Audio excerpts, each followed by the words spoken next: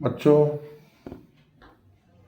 मैंने पिछली कहानी आपको बंदर और मगरमच्छ के विषय में पंचतंत्र की कहानी सुनाई थी। अब आपको अगली कहानी पंचतंत्र की है, कौवा और लोमड़ी।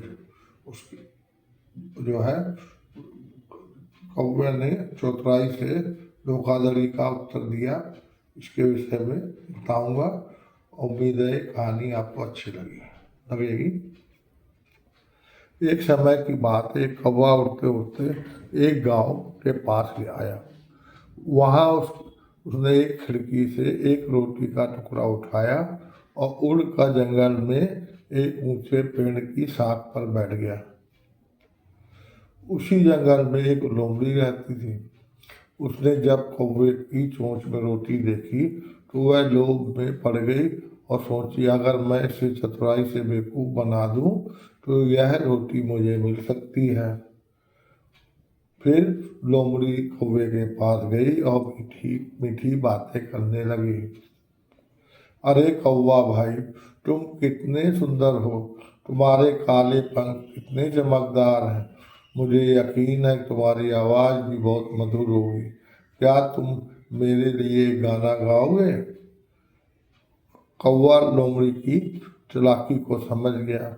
वह मन ही मन हंसा और चुपचाप बैठा रहा। लेकिन लोमड़ी ने फिर से मीठी बातें करनी शुरू की। इस बार कौवे ने चालाकी से सोचा, अगर मैं मुक्ता करूँगा तो रोटी गवा दूंगा। तो कौवे ने बिना कुछ कहे रोटी को अपने पंजों में दबा लिया और जोर जोर से काँव काँव करने लगा। जब उसकी रोटी नहीं गिरी तो लोमड़ी उसकी चतुराई देखकर हैरान रह गई। कौवे ने कहा, पहले मूर्ख था, लेकिन अब मैं समझ गया कि लोभ और चापलूसी से बचना चाहिए। इस प्रकार कौवा ने अपनी रोटी बचा लिया और लोमड़ी जो है देखती रह गई।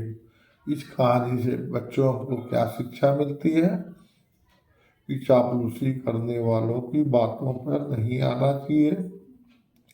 बुद्धिमान व्यक्ति को अपने स्वार्थ की रक्षा खुद करनी चाहिए। चतुराई से धोखाधड़ी का उत्तर दिया जा सकता है ना बच्चों? तो ये कहानी आपको उम्मीद है अच्छी लगी होगी।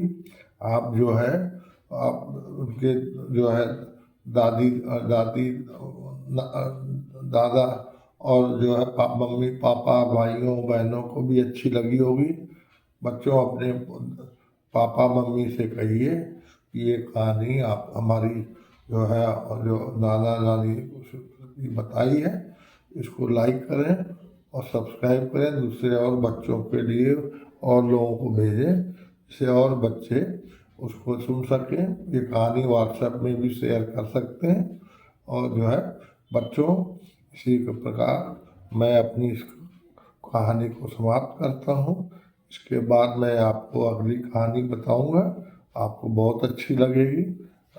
बच्चों, इसी बेटा, नमस्ते, नमस्कार सभी को। जय श्री राम, राधे राधे।